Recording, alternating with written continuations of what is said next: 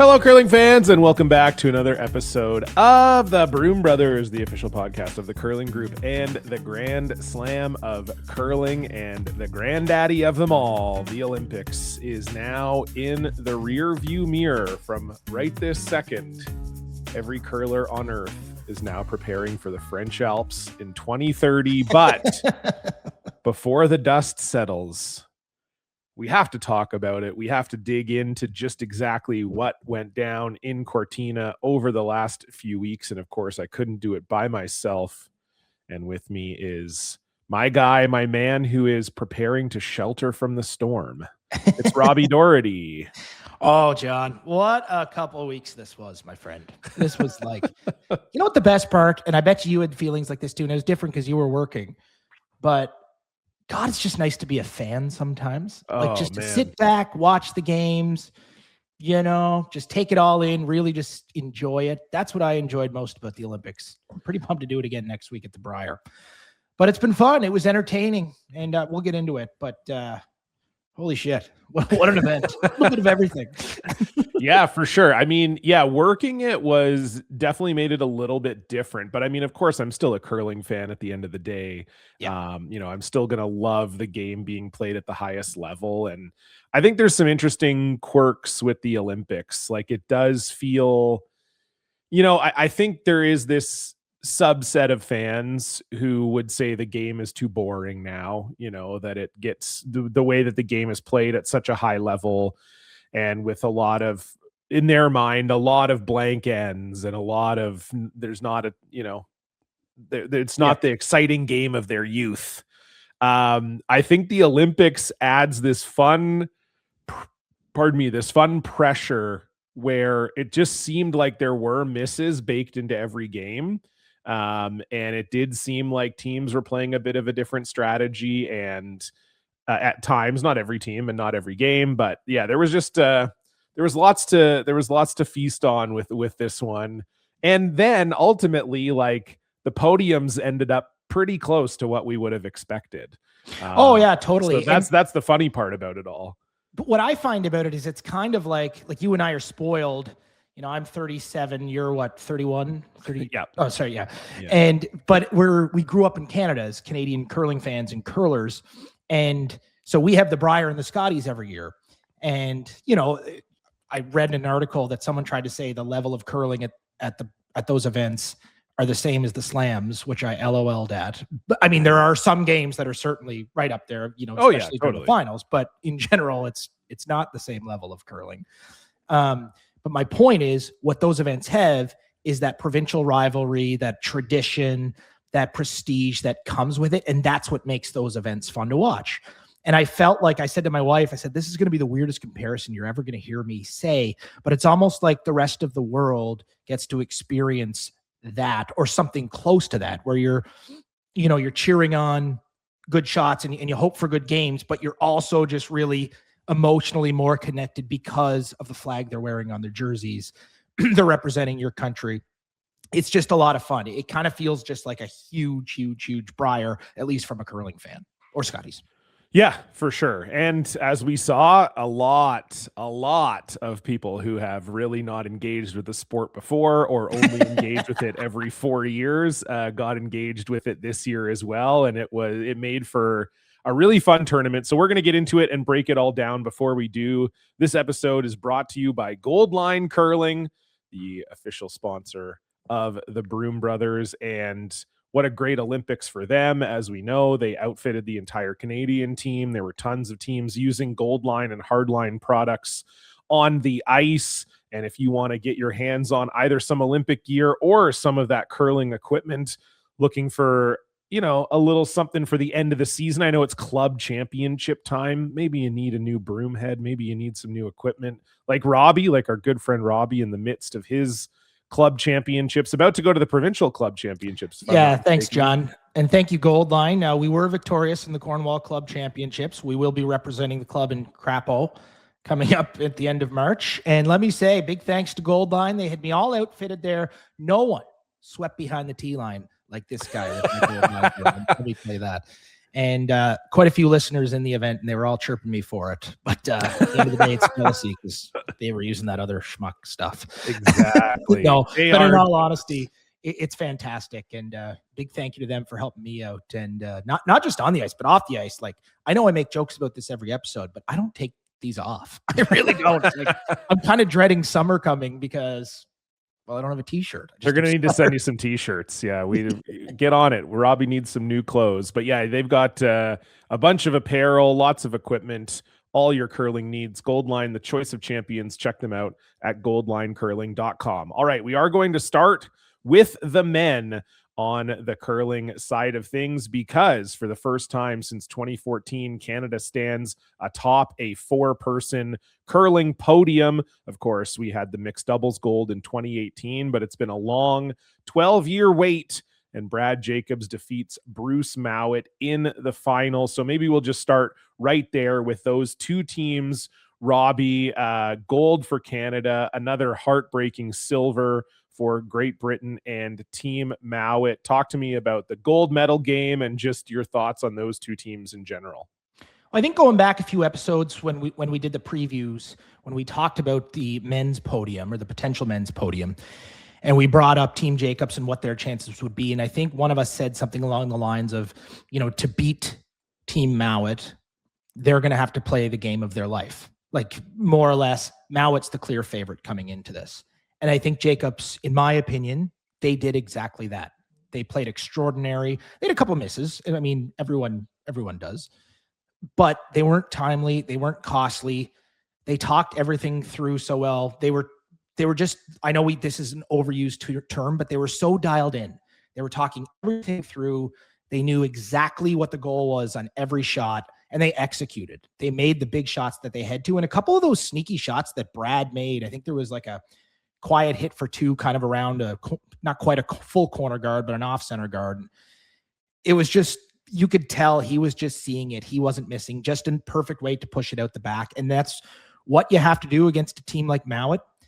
And speaking of Mowat, your heart just naturally kind of breaks for them, especially if you know these guys. Like, they're 4 of the best guys out there, but they're young in their career. They're going to have, 3 or 4 more potentially cracks at the Olympics before their career is over, and it will come. But Team Jacobs, in my opinion, they were just the stronger team that day, and they looked like Olympic champions out there, and they proved it.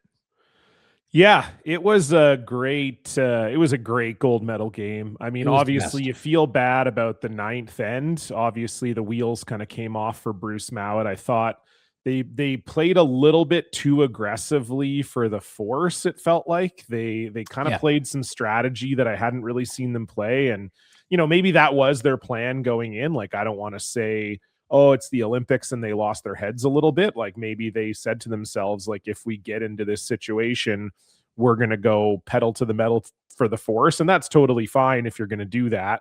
But if you're going to do that, you also have to make your shots. So they picked the wrong time to play a very aggressive strategy to try to get the force, and then also miss like 5 shots in a row. So it was, other than that, like, it was too bad, because I saw people online saying, oh, what a great game, maybe the best game of curling ever. And I think it had, as far from a drama perspective and from a back and forth sort of slugfest perspective, I think I might agree with that. But in terms of shot making, it didn't end up being like the best game of all time, I don't think. But the one thing that I would say that sticks out to me is, if you had told me, and of course curling is a skips game, right? If you don't have a good skip, you don't win. I mean, that's the reality of the situation. But obviously you have to have a great team too. But if you told me that the gold medal game was going to come down to a battle of skip play, and it was going to be between Brad Jacobs and Bruce Mowat, and this is no offense to Brad Jacobs, because obviously he's a tremendous curler and now a 2-time Olympic champion, but I would have told you that it probably would have been Bruce that came out on the top end of that battle. And I think with how well Grant and Mark played, I'm stats aren't everything, but stats had Mark Kennedy at 93% and Grant Hardy at 86%. So they were both, super, super dialed in that gold medal game.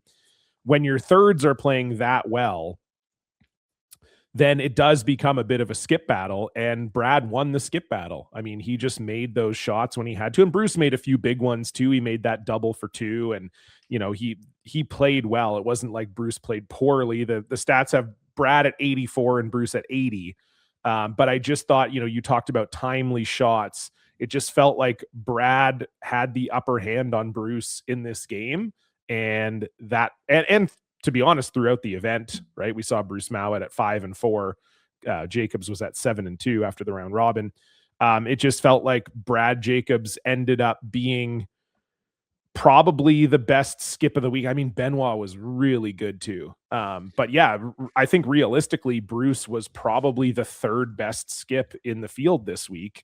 And they were maybe a little lucky to end up on the silver spot of the podium rather than bronze. But yeah, that's what it boiled down to for me. I thought Brad just outplayed Bruce, and it ended up in a gold medal. And it wasn't just the shots that Brad was making, it was what he was leaving Bruce. Like, he made his last shot in 10, but look where his shooter stayed, on that angle, basically. Like, I think, I don't know if that last shot was there for Mowat to score 2. I think you'd have to throw it so hard that the rocks almost break before you ever get it, the top one to roll out and keep your shooter.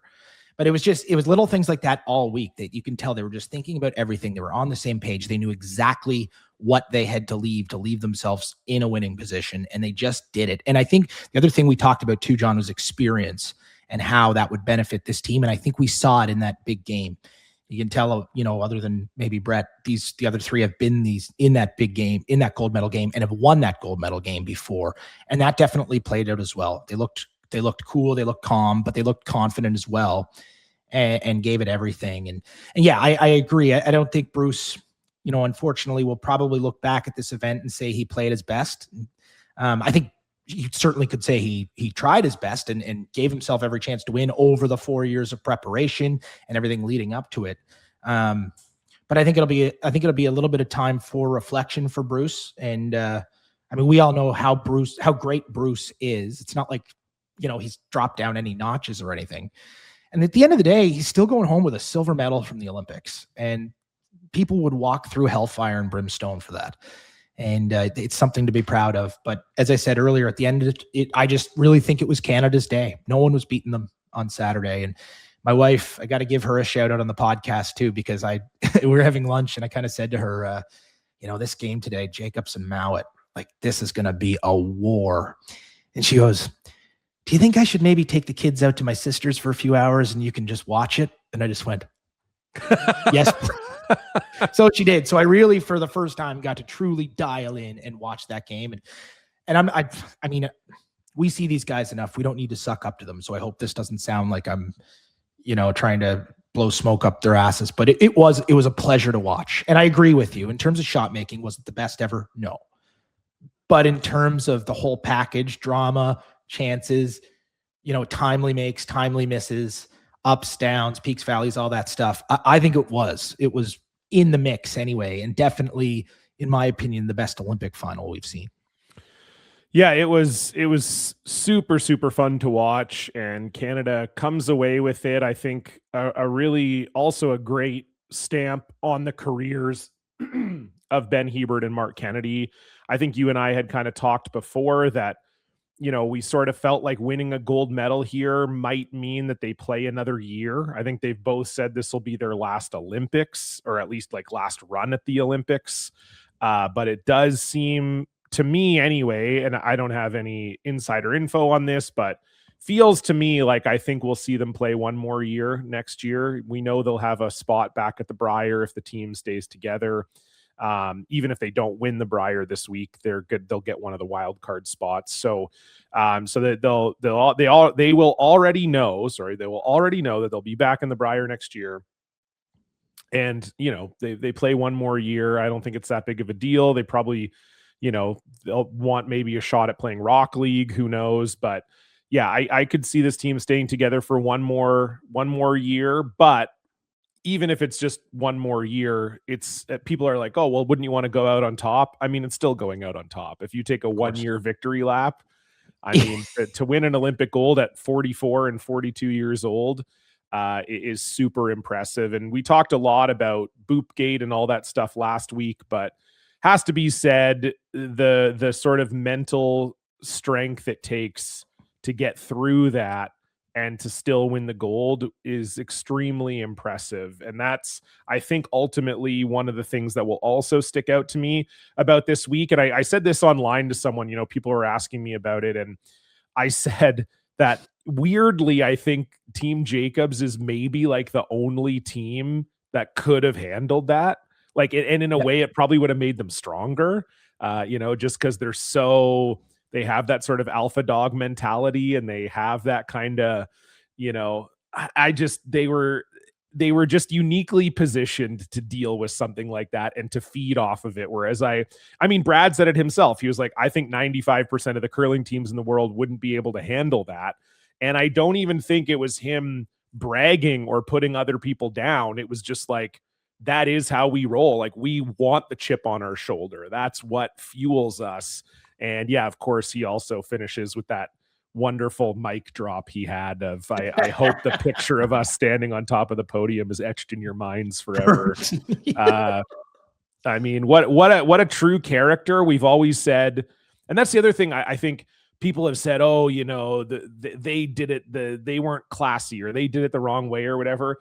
We've also been saying that curling needs villains forever. So if you don't agree with it and you don't like them, great. That's good. The sport has needed it for a long time. So I just thought overall they handled that so well, and what a great way to go out. And the other thing too is curling is unique in the sense that, like, look how much mainstream coverage the sport got at the Olympics. Okay. Crazy.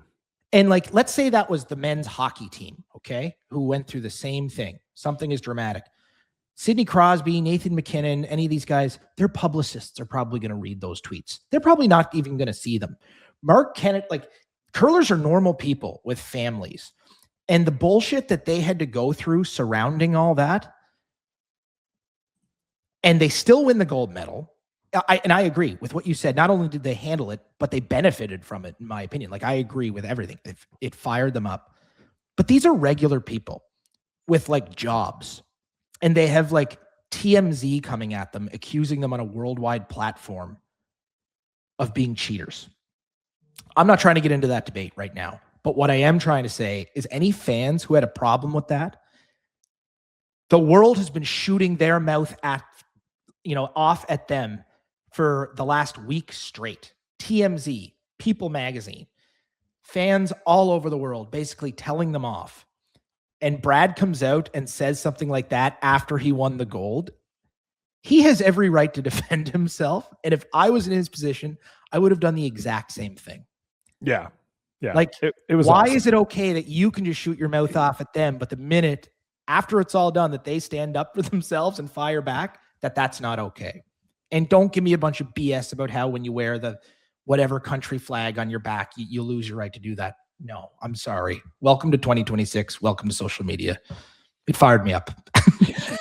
Yeah, no, it was wicked. I think it was great for the game. I think we can have an overall debate about whether the whole thing was good for the game. I tend to think mostly it was, but we won't get into all that. We did a whole episode on it last week, pretty much. And I think eventually we'll try to do some kind of, boopgate expose, in the summer, maybe when cooler heads have prevailed. Maybe we'll get everybody to sit down and talk about exactly what was going on. But yeah, no, you're totally right. And I think there is definitely an element of, and I'm sure you go through this too, Robbie. Like, I bet Mark's friends were sending him like the memes and stuff. Like, I think there's this weird thing with curling, like exactly what you said. The hockey players like Sidney Crosby, right? Like, his friends aren't going to see a negative tweet about him and send it to him. No. And be like, haha, look at this, or whatever. Like, there's no world in which that happens. Whereas with curling, I feel like there's still this element of people don't really understand like how serious the sport is for these people. And I still get it too. I get people who send me, oh, someone said this thing about you online. And I'm like, I don't want to see that. Yeah. I'm not interested in people talking shit on me on the internet. But I think I know I haven't talked to Mark about this, but I'm sure I'm like 100% positive that he had friends that would have been texting him during the Olympics being like, dude, haha, like you got to look at this. This is crazy. Yeah. As he's trying to like focus and everything. Like it's just, yeah, it's not easy, that's for sure. And yeah, kudos to them for pulling it out. Okay, we got to get to some more of the men's side here. The bronze medal, we see Team Yannick Schwaller defeating Team Norway quite handily in that bronze medal game. A few words about both of those teams, Robbie. Well, hell of a week for Ramsfell and Norway. I thought we talked in the preview about how they would have to play well over their heads to be in the mix at the end of the week, and they did just that. They had some big wins during the round robin. Unfortunately, I think the gas tank was just getting empty come that bronze medal game. Team Schwaller, no sense of revisiting it, but we've both said that we think they have been one of the hottest teams on the planet for the past couple of months and all leading up to this. And you know, that semifinal goes a little bit different for them, and they could have very well won the gold as well, just as easy as they won the bronze. Like they're that good of a team, but wasn't meant to be, found themselves in the bronze medal. I think for them, for a team like Team Schwaller, who have climbed their way up the ranks, they finally won the big slam, coming home with a medal, it should mean a lot to them, and they should be extremely proud of that. As you mentioned, Benoit, man, what a year he's had. He's always been a great curler, but I find like this season in particular, he just almost went to that next level again, where he's in that conversation of the world's elite, the top of the top. And the whole team is excellent too. Sorry, I'm not trying to make it sound like it's a one-man show out there, but they should be extremely proud. And coming off a semifinal loss at the Olympics, that's got to be one of the biggest mental hurdles to try to overcome in the sport. And so good on them. They deserve to have an Olympic medal. They put the work in. It's going to be fun to watch that team in the future now and see if there's any changes in the lineup, first of all. But if there's not, if they're able to kind of keep on that trajectory and keep building up, because I think there's so much talent there that they could be the world number one, in the next couple of years. For sure. For sure. I was just really happy for them, in agreement with you that they really put it together for the bronze medal game. And I think they were so good throughout the week. As we said, undefeated round robin. I'm sure they went to sleep on that Thursday night with visions of Bruce Mowatt's quad dancing through their head. Yeah, that was ridiculous. He doesn't make that shot, they almost certainly win the game. I mean, even if he makes a double, they still get 3. Yep. So they were looking at almost certainly winning that game. And then it goes from that to, Bruce makes the shot of the Olympics and it knocks them out. And I thought, like you said, Norway seemed like they were running out of gas. But if you're Norway, you're going into that bronze medal game, you're probably thinking the same thing to yourself. Well, these guys had higher hopes than this, and they are probably the best team in the field this week.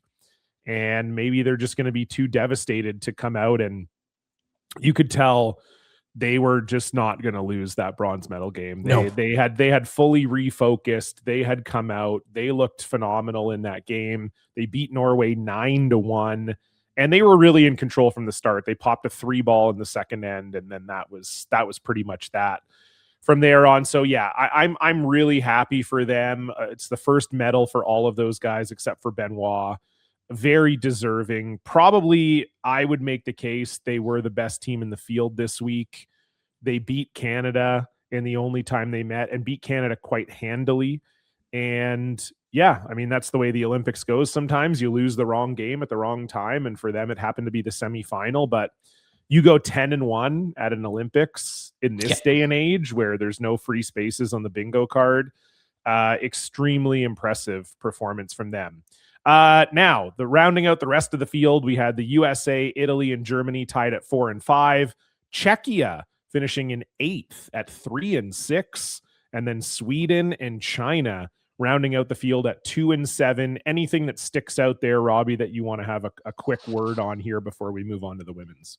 Well, I think the obvious, answer is the 2-7 out of Nicholas Edin. Obviously, they're going to be pretty disappointed with their performance this week. But as you said, man, times have changed. Like, there's just no free spots in the bingo card anymore. And if you don't show up at your best, that's just the way she goes, as they say on Trailer Park Boys. And unfortunately, they weren't sharp. They just weren't sharp, especially earlier on in the week. And a lot of talent on that team. The old mixed doubles debate, whether it's a blessing or a curse coming off that week, Rasmus winning gold and then coming out, not able to perform like he would have wanted or the team to. That just adds another element to that big discussion, because then you look at Brett Gallant and it's the complete opposite. So we'll have that one for another 4 years. But no, I was just surprised of how, I'll use the word flat, they looked during most of their games. Whether that's a pressure thing, I don't know. But for Nicholas has been there, 4 times? This is his 5th Olympics. 5th, yeah. So it's not a new situation to him. And so I think they'll be disappointed in that. It'll be interesting to see what happens in that kind of Swedish camp, see where they end up, see if anyone hangs them up after that. But everyone knows they're a much better team than 2-7. Yeah. And of all weeks not to be able to put it together, it seemed like this was just very bad timing on their part. So hopefully all is well with them. The other team that I liked was Danny Casper. Yeah. I thought when I was 24, I was like, definitely not at the Olympics. Still like, you're 37 and you still aren't. You might be further from them now than you were when you were 24. That's true. But man, like the pressures that come with this, and we talked about it in another episode with the whole Team USA vibe in general, like there's so much pressure and just everybody's watching, Team USA, no matter what sport it is. And I thought they did a great job of handling that. I thought they responded to it. They did a couple losses, which they probably could have won, a couple shots here and there. But I think if you're in your, early to mid 20s, and that's the way your first Olympic goes, stick with it, kid. You've got a bright career, and really like the way they handled themselves. The other one was Retornes. 4 and 5. I thought they would have been a little bit sharper than that. Didn't get to see many of their games, to be honest. I saw when they played Canada, but that was pretty much it. A couple ends here and there throughout the week when there were some blowouts, and I'd flip around. But the Bearcat, man, I just had to get that Bearcat off, because every time CBC Gem, you'd change. What a nightmare. Just pick a game and stay on it. But anyway, whether that was the hometown pressure or what have you, they didn't look quite as sharp as I thought they would. Yeah. I was going to say the things that stick out about the bottom of the standings for me, or the non-playoff teams, I guess. Czechia getting 3 wins, phenomenal. They were the lowest ranked team in the field, coming in by quite a bit as well. They were ranked 35, and then I think the next lowest ranked team was Norway at like 20 or whatever. Mm-hmm. So 3 wins for that program, and those are young guys. I think that's really, really good for Czech curling, and very excited for them. I agree that I think if we had said Sweden wasn't going to be in the playoffs, it would have been Italy that would have been in the playoffs. And I know that they were profoundly disappointed not to be in the mix there. And I think we kind of mentioned it in our midweek recap, but that barn in Cortina would have been rocking if Italy was in the playoffs. So it was a little bit too bad just for the sport in general. Stefania didn't perform well either. And so, we were kind of robbed of that moment, and Joel's from Cortina, or from that area. And a lot of those guys are from around there.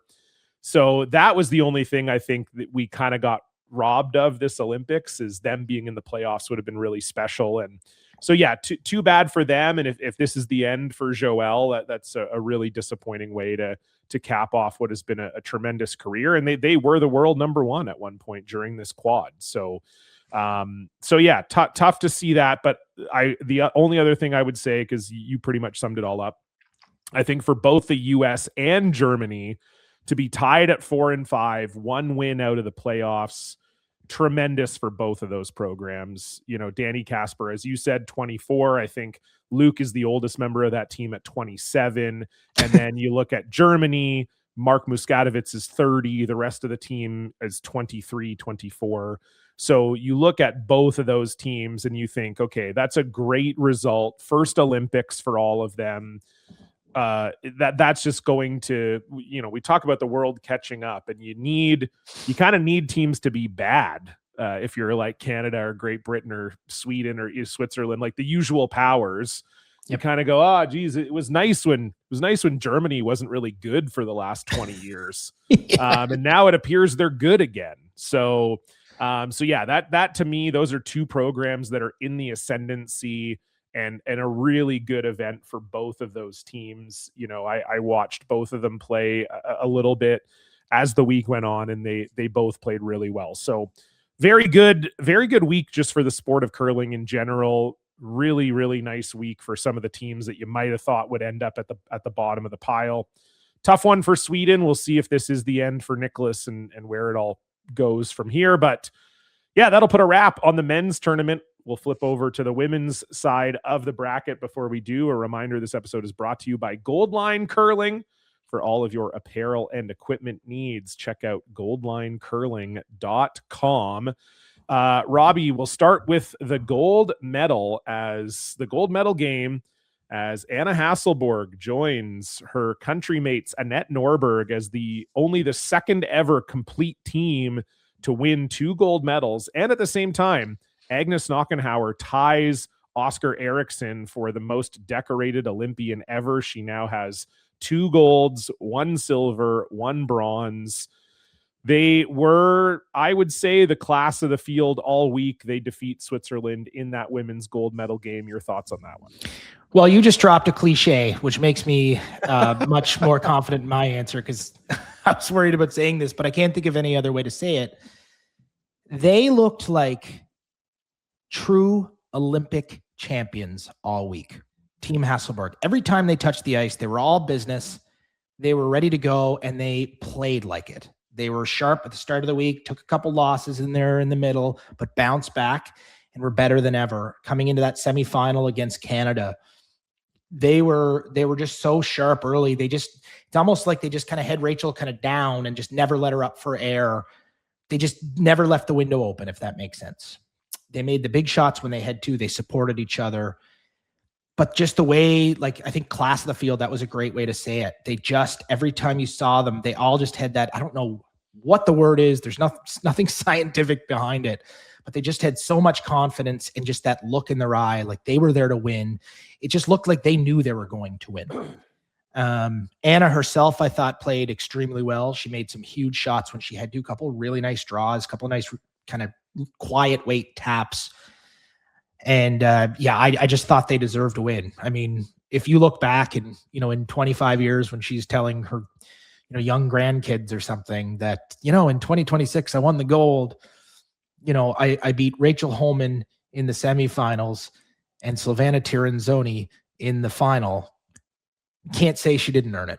I thought they played well enough to earn it. And a big shout out to Tiranzoni as well. Now, getting to the game started at 6 a.m. my time. As you know, I'm not a morning person, but I did set the alarm. And wow, nice. Was 5:55. I still have it screenshotted because my wife didn't believe I was going to do it. It was 3 a.m. for me, so I did not see a lot of the game. I'm going to be fully honest. No, that's totally fine. John, I played in bar bands my whole life. Like, I would have just stayed up at 3 a.m. Do you know what I mean? Yeah, unfortunately, I'd been waking up at 6 a.m. all week long, so that made it a lot harder to stay up until 3 a.m. Yeah, but honestly, the only thing I would comment on, and you know what, I'm gonna get to that in a second because I want to say a few good things about Tiranzoni as well. Kind of similar to what we said about Schwaller and its bronze medal. I hope that Team Tiranzoni is extremely proud of what they accomplished in winning that silver. That's a big deal. You have the numbers of head to head. I think maybe when they saw it wasn't Rachel in the final, perhaps they kind of could have potentially seen, okay, a little bit easier path to the gold. And I think they're just too good of athletes to let that affect their game or their preparation for the game. I don't think that would have changed anything. But maybe looking back, it might seem as if it was a game that they could have won a little bit more than if it was Homan playing in that final. So I hope they don't have any negative thoughts about coming home with silver. That's a major accomplishment. I said to my wife, nobody loves this game more than Silvana Tirinzoni. And just seeing her, playing in that gold medal game, that was pretty cool. And Coach Brier as well, someone who we've worked with for a long time. But anyway, going to the game, I thought Silvana would have came out a little bit more aggressive. It was like the first half. They were very timid. They didn't take many chances. And Anna just seemed to manage the scoreboard a little bit better. She started off with hammer, which was big for them. And they just kind of maintained the whole time, made the shots they had to stay up. If Alina makes that double, I think late in the game, I think it was the 8th. Yeah. Could have been a different finish, but still it just felt like Anna had control the entire time and Silvana's team was chasing. Yeah, Anna's been not great this year, and I think that was the big question mark coming in was could they turn it around? As we talked about in our preview, they lost the World Women's spot to Isabella Vrano, who we will see at the Women's Worlds coming up here in just a few weeks in Calgary. I'll be there, and I'm looking forward to that. Might see some new faces. I mean, Tirinzoni, we're recording this on Monday. The Swiss Nationals start today. So Tirinzoni had to drive home from Italy, and they start curling in the Swiss National Championships right now. So have to feel like that favors Ksenia Schwaller. We'll see if that means they get the spot for the Swiss. But anyway, that doesn't matter so much.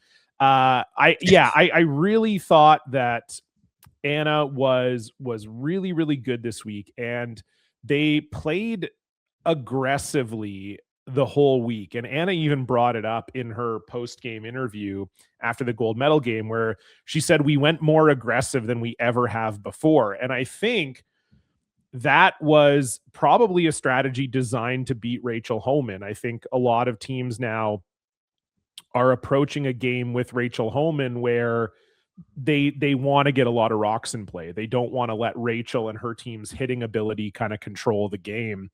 So I do wonder if that was something they kind of just slept on sort of quietly all year. And then at the Olympics, they're like, yeah, like it was the same thing in the semis against Rachel. Like they had the lead and they were throwing double centers and stuff. Like they were just out for blood. It was like they could sense that they were better than Rachel in that moment. And they were like, we're just gonna go for it. We're gonna keep the pressure on, and it ended up being a very controlled game against Rachel. Like that game felt like it was over halfway through. And then maybe similar to the gold medal game. Although as you said, I did watch the second half of the game, and there was definitely opportunities for Switzerland there, but they were just the best team in the field all week. And you have to feel, I guess it goes two ways. It's sort of like, the Olympics is obviously the most important thing in curling to these teams, but it is also just one tournament. And Anna Hasselborg and her team have figured out how to play very, very well at that one tournament. And it's going to reflect on their legacy because, we're looking at a team, as we said, only the second complete team to win 2 Olympic golds. They have an Olympic bronze on top of that, and they've never won the World Championships. And they won the Euros this year, and they hadn't won the Euros for 7 years. Their last European championship was 2019. Yes, they've won some slams in the meantime. They have quite a good slam record, but you talk about a team, you talk about peaking for the Olympics. They're a team that has figured out how to do that, and it was extremely impressive to watch this week. And just what a great team. They're going to go down in the annals of history as one of the best teams to ever do it. And then, as you said, their opposite number also going to go down as one of the best teams to ever do it. And I thought watching the podium was really interesting to me because, you saw the emotion for Selena and Carol, very disappointed to have lost that gold medal game, trying to put on a brave face for silver. And I just think age came into it where Silvana didn't seem upset. Like, obviously you're upset that you've lost the gold medal game, but there was a feeling watching that podium of Silvana knows, like, I'm 46. I've been to a bunch of Olympics. I never won a medal before. Like, I have to enjoy this moment. And this might be my last moment. And I've got to take it in. And, you know, obviously Selena's 24, Carol's 30. So for them, there's more Olympics down the road if they want them. And so that to me just showed, you know, how difficult the sport is. It's so difficult to peak once every 4 years and to have your career measured by those moments.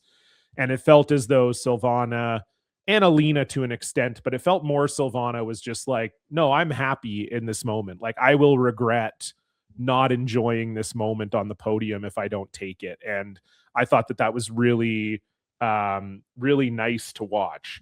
I think the questions are going to be there now because Silvana has sort of indicated she might be retiring. Alina has said she won't play if Silvana doesn't play. Could be a big changing of the guard in Swiss curling, but we'll save all the team change talk for once that's actually confirmed. We do have to get to the bronze medal game. Rachel Homan getting her first Olympic medal after the disappointments in 2018 and 2022, defeating Tabitha Peterson and the United States in that bronze medal game. Robbie, your thoughts on Team Homan, Team Peterson, and the first Olympic medal for Rachel? I think it was a great end to a disappointing week for Rachel. I think, and let me just preface that. Let me say that a little bit differently, because Rachel has a lot. That team, they dropped those 3 in a row. And if you drop 3 in a row at the Olympics, you know, it is what it is. You're in big trouble. And you have to find a level of toughness that you've never found before. And they did it. And they clawed and they fought and absolutely just did what they had to do to find their way into that playoff picture. That in itself is a massive accomplishment. And I don't think many other teams, if any, on planet Earth could have done that like Rachel did. At the same time, they've dominated the sport so far. What I'm trying to get to is that I just think that Rachel coming into it was thinking gold. Obviously. For sure. They dominated the sport. We've talked about that. With that said, after clawing back, finding their way into that playoff picture, what was it? How many wins in a row? Was it 5 in a row? I think they won. 5 in a row. Yeah. 5 in a row. And then you all of a sudden have to just put it behind you and go play a semifinal. Didn't go their way. It would have been really easy to fold the tent, pack up, and just say, fuck it. Oh, sorry, screw it. But they didn't. You could tell how much that bronze meant to them, especially when they won, and they were so proud. I think naturally what I was trying to say when I was kind of building that up is Rachel, I think, just has a lot more pressure on her than a lot of other players in the sport do, if not all players in the sport do. You know, she is women's curling in Canada right now. She's the top team by far. Every time she plays an event, you know, there's this untalked about expectation for her to win, which I'm sure she feels and knows. And it just wasn't meant to be when they lost that semifinal. And I just think the grit that all 4 of them showed to come out, do what they had to do to beat a very red hot Team Peterson too from the US. They were playing very well. That wasn't a tap in birdied at all. That was a tough team they were playing. And to see them on the podium, to see them take it all in, to see how much it meant to them, just as a Canadian sports fan, it was pretty cool to see. So I wish, you know, congratulations to them. I know everyone on PEI was super proud of them. And, you know, it wasn't gold, but you're coming home with a medal. And that's something that no one can take away from you. And on the other side, Team Peterson, I thought they had a hell of a week. I'm sure they'd like a couple games back through the round robin. Semifinals didn't quite go their way, but just off the podium. And for that team, like they've had a big quad. Like I think Tara and Tabitha both had a child within the last year and a half, something along that. That's a big, like just physically, never mind sports. That's just physically a massive thing to bounce back from and be at your best. And they had the lineup change, obviously, bringing in Taylor. There was just a lot of hurdles, pardon the pun, coming into this Olympics. And dad joke. And anyway, they cleared them, and they should be very proud. I know how bad they would have wanted to be on the podium, but I think they have a lot to look back on and be proud of, and certainly did their part in putting curling on the map in the United States, as you hope every 4 years.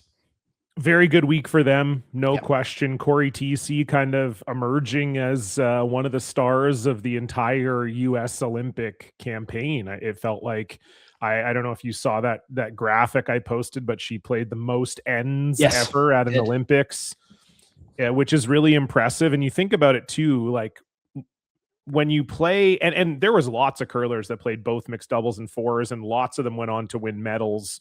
You know, Yannick, as you pointed out, Brett Gallant, Corey won the medal in mixed doubles, and then had a really good run at the four person, etc. I feel like that conversation in some ways actually is dead a little bit at this Olympics, just given how good a lot of the players who did play both ended up doing. Yes. But yeah, it was really, when you think about it, like almost no days off for Corey. Like, you know, they Peterson would have had a bye day. She probably had a bye day during the mixed doubles as well. But for the most part, you're just in the pressure cooker for 2.5 straight weeks. It's incredible to be able to sustain that level of play for that long. So shout out to them. And yeah, as you said, a bit of an uneven quad. They didn't have their full lineup basically at all last year. Tab missed a lot of last year because she ended up not really, you know, some women end up, we saw Rachel be able to curl basically until a week before she had her kid, and other people their bodies don't respond in the same way. And it's a lot more challenging. And I think that's what happened with Tab last year. So she ended up missing a lot of the season last year. And it was just it was just really tough. And so, yeah, for them to come out, play so well, make that bronze medal game, very impressive. For Rachel Homan, yeah, I think you summed it up really well. There's a couple thoughts that I wanted to say about it. I think I tweeted this, but you know, when you play 7 must-win games in a tournament and you win 6 of them, that's impressive no matter what. Now, was that a mess of their own making? Yes, it was. They started 1-3. 2 of those losses were to teams you wouldn't have expected them to lose to before the event in Great Britain and the USA. But again, you talk about Anna Hasselborg being the class of the field. One of those must-win games was against Anna, and she won it in the round robin. Obviously lost the semifinal, but she had to have that game against Anna in the round robin, or as we learned with how the standings ended up, if she didn't win all 5 of those games, she would have not been in the playoffs. So the first thought I had was incredibly impressive to win 6 of 7 must-win games at the Olympics, especially when you consider, as you said, all the outside noise. Rachel's not an idiot. She's obviously aware of the expectations on herself. And Rachel would be the first one to tell you, I put more pressure on myself than anyone. So, you know, easy to say that it was a very tough week for Rachel. She would have known, especially once they started 1-3, you know, those ghosts were there. It was really, really tough for her. So that's incredibly impressive. And I loved Rachel. She gave an interview to CBC a couple hours after they won. She talked to Andy Petrillo and said, if you had told me a year ago or even a week ago that I would be this happy winning bronze, I would have told you were lying. But because of how they had to scratch and claw for everything, they ended up being really proud. And I think it was really cool. You and I talked about it. We said before the event in our preview, could Rachel finish 4th? Because her expectations are gold. If she loses that semifinal, would she be too depressed to be able to get up for the bronze medal game? And the bronze medal game was their best game of the week. They were super sharp. They were all over the USA. They had Tab in tons of trouble. I mean, the game was close, but it was really because Tab made a few sensational shots. It was, you know, Homan was very, very good in that game. So I wanted to point that out, that, yeah, there's some bronzes are different than others. Some silvers are different than others. And that to me felt like a bronze they really, really earned, which I thought was great. The other thing I could not help but think, Robbie, after it was over, was like, we know, or we think she's going to go another quad. She said she wants to. Whether the team looks the same or not, I don't know, but she has indicated she'd like to go another quad. Does this free her up next quad? You know, like, are the ghosts sufficiently busted, if you will? Did we get the Ghostbusters on the phone and get rid of them with this bronze medal? Because that was the first thing I thought is, you know, she missed the playoffs in her previous 2 Olympics. Obviously, she was in grave danger of missing the playoffs here multiple times throughout the week. Obviously, if she missed the playoffs again and then makes the Olympics again in 2030, all the conversation starts up again. She can't get it done at the Olympics. She sucks at the Olympics. Well, blah, blah, blah, whatever people say. But now that she has that bronze, does it change if she goes back in 2030? Does it change her mind state a little bit? Like, she's already got the medal. She exercised some of those ghosts. I don't know. It feels like it's setting up fairly well for that. It's Rocky 4. Yeah. Yes, right before he walks out. Polly, get rid of them.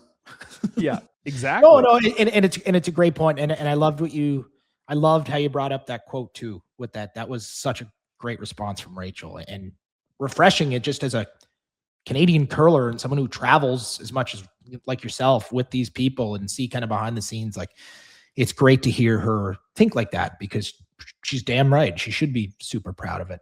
But I think you raise a good point, and you know, with all my 30 seconds to think about it, I think it does make a difference. I think that you do, having that bronze, just that monkey off your back. Like, you know, growing up in PEI, we were obviously huge fans of Lori Kane, the golfer, and she had, you know, a couple, 4 or 5 runners up in her career. She could never win, and then finally she won. And the commentator said, we expect to see the floodgate. And then I think she won 3 more events in the next year and a half or something. So who knows? Unfortunately, it's 4 years away. The good thing, well, in the current state of Canadian women's curling, there's a couple pretty good teams behind her, but Rachel is certainly dominant in the standings, like the clear number 1 team. I think there's going to have to be a super team put together to try and challenge them for that top spot. So what I mean by that is Rachel certainly has an excellent chance to get back to the Olympics and get back on that stage. And I think too, just, you know, where she is in life, like her kids will be a little bit older, and, you know, whether that affects her game one way or the other, 4 more years, like that team plays so much. But I think if they kind of maintain the course and play as much as they do and stay focused, you know, Rachel, in my opinion, will be a gold medalist someday and deserves to be. But the big thing right now, 2 days after the Olympics, it's just nice to see how proud she is of the bronze, because she should be. Yeah, totally agree. All right. So the teams that just finished out of the playoffs: Korea at 5-4, Great Britain at 5-4, Denmark at 4-5, and then 3 teams tied on the bottom at 2-7, Japan, Italy, and China. Any thoughts there, Robbie, on the sort of non-playoff teams at the Olympics? I'll be honest, like, not really. Like, they all kind of, in my opinion, fell sort of pretty close to what I was kind of thinking. I mean, Japan maybe the only one that stands out. Just, I know it was a different team, Yoshimura, but they're 9th in the world. I know they struggled at the World Championships last year, but they were really good at the OQE. As we said, 9th in the world. They beat Fujisawa and Ueno to get here, and they just never looked close this week for me. No, and I think that's just proof of what a different beast the Olympics is. Yeah. There's just so much extra that goes into it, and man, it's basically impossible not to be a deer in the headlights early in the week when you get there, and just, what, this is massive sort of thing. And whether that got to her or that whole team or not, I don't know, but it just, they could have been better, but I didn't really see them flirting with the podium either. No, we didn't. I don't think either of us had them making the playoffs, I don't think. Yeah, the only team that kind of jumped out at me was GIM. not, I certainly didn't have them as a lock to make the podium or anything, but I thought they could have made a little bit more of a run. And they got themselves into that sort of must-win situation and a chance to move on against Canada, and didn't capitalize. That's curling 5-4. But no, I'll be honest. I didn't expect much out of Constantini, just with that last-minute lineup change and their inconsistency in their lineup. Last couple of years, changing everything around. It all kind of fell in pretty close to what I was expecting, to be totally honest. Yeah, the only one that stands out for me is Great Britain. And I think I had them peaking at 6, so it wasn't a complete shock. But I just think at 5-4, they were in the playoff mix. They had some really, really good games. I mean, they were excellent against Rachel Homan. And again, a young team. I believe Rebecca is 28, and the rest of her team is a little bit younger. She's 29, actually. And the rest of her team is all kind of in that 25-ish range. I didn't have super high hopes for them. And I think 5-4 for them at this Olympics, something to build on as a good young team. I think we've seen how good the Scottish men's program is. And we've kind of been saying, okay, where's the women's team? Where are they at? But they make the finals at the Euros. They have a really good showing here at this Olympics. I thought the whole lineup was quite good in the games that I saw, but Rebecca herself, I believe she ended up 3rd for skips in percentages. Just let me take a quick peek. She ended up 1st. She was the first overall skip in the field at 81.6%. Alina was 2nd. Anna was 3rd. So yeah, when you think about that, like we said, it's a skips game. And to this point, I have to admit, I wouldn't have really thought of Rebecca Morrison as a top skip in the game from what I have seen. And, one tournament doesn't automatically make you a top skip, but when you are the number 1 skip at the Olympics and you're 29 years old, and that bodes well for the future for that team. Really well coached by Ross Patterson. And I think they reached their ceiling this week. And it's like, when you think about teams at the Olympics coming in, we had said, we thought all of the top 5 teams, well, maybe not the US, but Sweden, Switzerland, Canada, Korea, we would have all thought would have had a chance at gold. And then not every team's going to have a chance at gold. So if you don't have a chance at gold, what is your best week? And I kind of feel like Great Britain had their best week, which is really great for them and for the program. Okay. I just want to go over this really quickly, because we did make predictions. We did do very extensive Olympic preview predictions. So our social media guru, our head of social media, Adam Lascaris, very graciously went through all of our predictions and sent me a note. Sent me a note here, Robbie. So this is directly from Adam. We didn't do as bad as you think. I know you're already putting your head in your hands here, but Adam says, both you and Robbie had all 6 medal winners best finish as number 1. So kudos, you nailed those 6. I mean, wasn't that hard to do that. For the men, Robbie said Italy could win the gold, and you said Sweden could and would be 7th at worst and not below Czechia or Norway. So that didn't go super well. You did have the USA women peaking or making the playoffs. You said they could win bronze. I said there was no way they were going to make the playoffs. So that didn't go well for me. Neither of us had the Norway men making the playoffs. No. Neither of us had the Chinese men or women as low as 10. We had bronze and 9th for the women for both.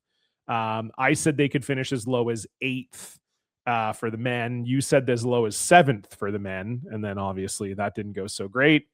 Other random things. I nailed the Great Britain women peaking at 6, and Japan, we both had Japan's worst finish at 8, which is where they finished. Yep. I was also high on Denmark not finishing last. I said their worst finish was 8th, and they finished 7th. And then my only podium guarantee was Bruce Mallett, and he did end up on the podium. So that was our kind of, we didn't do too bad. We didn't do too bad. Well, it was the men's that I put my head in my hands when you brought this up, because I was so close to the men's podium. You were. I had flipped the gold medal game and I would have had it perfect. That was the same as me on CBC, not on here. I think I was trying to be different than you, so I don't remember exactly what I said, but on CBC they fully made me pick the podium, and I said Bruce 1, Canada 2, Switzerland 3. Same as you on here. So close. So close. Can we try and guess the final four for the Brier? Yeah, I was not live or anything, but we can write it down or something for next time. No, I think we do it live, because we're probably not going to record again now for a week or so. I might be doing interviews later this week with some of the gold medalists, but it'll depend. As we said, the Swiss national championships are this week. The Scottish national championships are this week, although the Scottish national championships don't mean as much. I think we're pretty sure that Ross White is actually going to be named the representative for Scotland at the Worlds. That hasn't been confirmed yet, but that's sort of what everybody is expecting. And then I believe it will be Morrison for the women, unless they decide to give Faye Henderson's team a shot at the Worlds. I don't know that. But then, we got the Swiss Nationals this week. And then, of course, we have the Brier at the end of this week. So might be hard to get some of these medalists on the phone, but we're going to try. So hopefully there'll be an interview episode for you either later this week or early next week. But Robbie, you and I probably won't talk again until the Brier is underway. So get started this Friday in St. John's, Newfoundland and Labrador. It's Brad Gujou's swan song. Of course, we know Brad Jacobs will be there. I heard Brad say, I thought they were going right to St. John's, but he is actually going to take the trek home to Gooley Bay and just go home for 2 days and then go to St. John's, which is, if you know anything, that's tough. He's probably got a couple flights over the Atlantic to get into Toronto. Then he's got to go Toronto to Sault Ste. Marie. So that's going to be then he'll have to go Sault Ste. Marie to Toronto to St. John's later in the week. So, but Jacobs will be there, Matt Dunstone, Brad Gujou, Mike McEwen. There's going to be some new blood in there. Braden Calvert is going to be representing Manitoba. Kevin Cooey will be there. Go ahead. Hit me with your Brier predictions before we go here. No order or straight predictions? Whatever you want. Do it however you want. Let's do it straight up. Okay. Actual bottom to top. Do you want me to go first? Go ahead. I'm going to say in fourth place, Brad Jacobs. Okay. I think fatigue is just going to set in. And you know what? If it doesn't, they deserve the Brier. Not that they don't already after their Olympic gold, but I think that's just a lot of curling and a lot of travel, as you mentioned. But I still have to put them in that picture. Yep. In third place, I'm going to say Team McEwen. Okay. In second place, this might kill my trips to Newfoundland for the next 10 years or so, Team Gujou. And I have them losing the final to Team Dunstone. Okay. I love it. I just feel like if Brad makes it to the final, doesn't he win? I don't know, man. I agree with you. I mean, all signs would say that Matt Dunstone is a better team than Brad Gujou right now. And everything would point to that. This is a weird one because there were quite a few upsets around the country where it does sort of seem it's really hard to imagine that that's not the top four. It's a really weird, Cooey's there, but obviously they've had their struggles and they're going to have Tyler Tardy coming back off of the Olympics as well. Braden Calvert, very good team. They could make a little bit of noise. Same with Jaden King out of Ontario. But this field, it really does feel hard not to think of those four teams as the top four. I am going to say, I am also going to take, I want to take Matt also, but I am going, you know what? I'm going to say Brad Jacobs wins. I was going to, John. So listen, don't feel bad about it. I wimped out at the very last because Brad Gujou did it in 2022. He proved that the path is there. And I think they'll be tired. Yeah, if anyone can do it, and the field is soft enough that I think they don't even have to have their best game at the start of the week to win games. So pretty sure they play a small province at the start. Yeah, so I mean that's kind of my thought is like they'll have a little bit of time to get their feet underneath them.